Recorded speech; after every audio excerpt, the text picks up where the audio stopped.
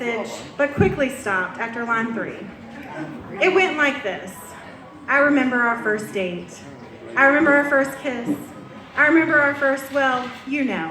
I was like, oh my God, enough of this story. So I'm going to give you our version of the last 40 years. Mom and Dad started dating in high school with your typical young love. Dad and his hippie hair and bell bottoms, and Mom, the sweet Southern Baptist girl. Like most high school loves, it ended when she went to college, but when she moved back home, they found their way back to each other. Dad had a 1974 blue Ford Pinto that we have heard many, many stories about, and I am sure some of you were there to witness his craziness in person. One of my favorites is when he did a burnout in front of Mom's parents' house, and boy, old Willie Wright was mad. I'm not at liberty to repeat what he said to Dad that night, but it was not very deacon-like. They soon married at James Square, the same church all three of us were married in, and had a simple reception until it was time to leave. And Harry Coram had spun out in front of the church. Mike and Beverly were there to pull him out of the ditch. And for some reason I still haven't really figured out, Mom and Dad couldn't see or something and ran off the embankment and into the ditch. Then their first night at home as husband and wife together, they had a few unexpected guests. Wirt and Fred showed up and spent the night too. Nothing says let's have a nice romantic night together in our new home like having Wirt on the couch. Mom says in her version of the story that she remembers hunting, fishing, and camping with Dad. Although this must have been very short-lived experience because we never recall such events. Then as they say, first comes love, then comes marriage, then comes Josh in the baby carriage. And what does every farmer's wife want when she's pregnant? Not one, but 2 tractors and a disc. You can imagine how that went over. Let's see, I lost my place. Josh was born during hunting season, and Dad and Charles Rainey called every hour from a roadside phone to check on her. Hunting is life after all, and it is no need to sit at home and miss the big one, right? According to Mom's version, and I quote, Josh was the perfect baby. And then came Mary and Katie, and life was a blur. Oh, the precious golden boy, story of our life. Mom found out she was having twins at 6 months pregnant and cried the whole way home from Running Rapids and was still crying when Dad got home that night. Katie and I came into this world the day after their 5th wedding anniversary, and life would never be the same. Mom devoted her life to us and for 12 years was a stay-at-home mom. We know it wasn't easy on you, but we are very thankful for all you did all those years. Now that I'm a mother, I have no idea how you did it. Those early years were busy with a growing farm operation, kids, school, work, multiple ball fields at multiple times, gymnastics, you get the point. Again, they survived and made it through to the exciting teenage years. I would like to think we were pretty good kids and didn't stress them too much. Dad's rule, be home before Apollo goes off. Bobby and I were always sneaking in just in time. And Mom's rule was, you can go out as long as your brother goes. Guess she didn't put it together that he was dating our friends and I was dating his friends. So it was a win-win for everyone. Katie and I couldn't wait to turn 16 and get cars of our own. Dad assured us we would have something. Sorry, it's not you. What does he come home with? A 1992 Ford Extendicab pickup truck with I'm a member of the Rueting Club sticker in the back window. As he's trying to sell us on this, because he had to sell us, he says, it's just perfect. 2 doors, 2 seats, 2 gas tanks. What else could you want? He just told me a couple of weeks ago, I think the Mary Katie truck is going to make it till Cole and Jax turn 16. I was like, gee, I bet they can't wait for that. I mean, they can't wait to go to BA on that thing. Then the golden boy moved to Nashville for college. and Lord, you would have thought the world was ending. The whole empty nest thing you hear about, it's true. It's very true. Except Katie and I, we were still home. But that didn't last long, and Josh moved back home, and all was well with the world again. Mom says in her version that through all the memories, she is thankful for the good and the bad times, because it made them stronger. Their strength was tested in 2002 when Dad was diagnosed with cancer. It was not their best year, but they pulled it together and worked on their marriage, and today are stronger than ever. Dad kicked cancer butt and has been cancer-free now for years, thank God. He is the strongest man we know. He never missed a day of work, even with a mouthful of ulcers, a burnt neck, and a bald head. He pushed on every day.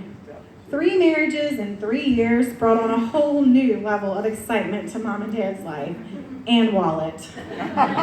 Greg, I'm sure you remember them all. I appreciate it all. Helped your financial status over there. Yeah. That's my best vacations. Good years, I'm sure. That's when you started cruising, I think. That's it, yeah. Extremely good times. Anyways, 5 grandbabies later, they have transitioned well to being Nana and Papa Sam. They are loving life of being grandparents. The Fab Five, as we call them, each have their own personalities and love being on the farm. And in the words of my grandfather, they completed the best crop I ever raised. Yes. We are so blessed and honored to be able to call you both our parents. We look forward to the next chapter of your lives together. Happy 60th birthday, Mama. And I hope tonight is everything you wanted. I also want to read a poem that was written by my grandfather for their 50th wedding anniversary, as I felt it deserved another day in the sun and was fitting for the occasion. The title is called Down on the Farm, and it's written by William Griffin. I had some thoughts the other day while cutting grass and saving hay. These thoughts I believe to be true, and if you don't mind, I'd like to share them with you. Years ago, my parents taught the many wonders God hath wrought, the sun and moon and stars in place, a gentle breeze upon my face. The mountain ranges long and steep, the roaring oceans wide and deep. There was a time for hate and sin, eternity had just begun, and they taught me endurance, discipline, respect, and love, the 10 commandments from up above. And this old world and all you see is a generous gift God loaned to me. Then I bowed my head in grateful prayer, 'cause God's wondrous works are just everywhere. And I thanked my God who gave to me this nice old farm and this old elm tree. Clear water, fresh air, sunshine, and shade. Everything I saw was something God had made. From the tiniest bug to the most massive tree, everything I saw was a miracle to me. A buzzard, a hawk, a duck, a squirrel. Then I said, now God, can you give me a girl? Not one that's perfect, but sinful free, 'cause one that's perfect wouldn't do for me. So with a smile, and I suspect a wee bit sad, he reached into his jewel box, and gave me the best one he had. Into my life she came, and life would never more be the same. She decorated rooms and halls and stairs. She even learned to love every one of my heirs. Whatever the job that needed done, she always seemed to have a way of making it fun. We laughed and worked with all our might. We had a lot of fun, especially at night. But then one night, as Mother lay on her sick bed, she extended her hand and softly said, I must go now, dear, where you cannot be, but one day you'll follow to be with me. With eyes full of tears, I heard a slight moan, 'cause she had learned to love my mother as much as her own. And now as we view the crops, the grass, the cattle, the sky, I'm almost humbled when that nice lady walks by. And now I just wish, now as I look back, I cannot complain. I just wish I could go back and do the whole thing all over again. Thank you.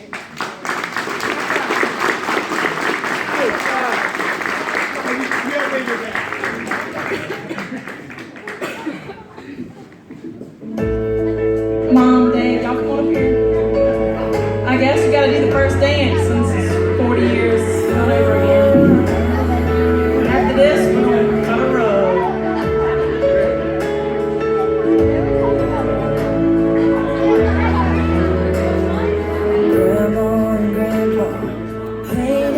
There ain't no thing. 65 years and one little house, more than a memory, more than saying I do. Kiss you good nights and I love yous. Me and you, baby, we're walking the footsteps, build our own family, one day at a time. 10 little toes, a painted pink room. Our beautiful baby looks just like you, and we'll build this love from the ground up. Now till forever, it's all of me, all of you. Just take my hand, and I'll be the man your dad hoped that I'd be, and we'll build this love from the ground up. From worse over better, and I'll be all you need. Beside you, I'll stand through the good and the bad. We'll give all that we have, and we'll build this love from the ground up. This life will go by in the blink of an eye, but I wouldn't wanna spend it without you by my side. The clouds are gonna roll, the earth's gonna shake, but I'll be a shelter through the wind and the rain, and we'll build this love from the ground up. Now till forever, it's all of me, all of you. Just take my hand, and I'll be the man your dad hoped that I'd be, and we'll build this love from the ground up. For worse or for better, and I will be all you need. Beside you, I'll stand through the good and the bad. We'll give all that we have, and we'll build this love from the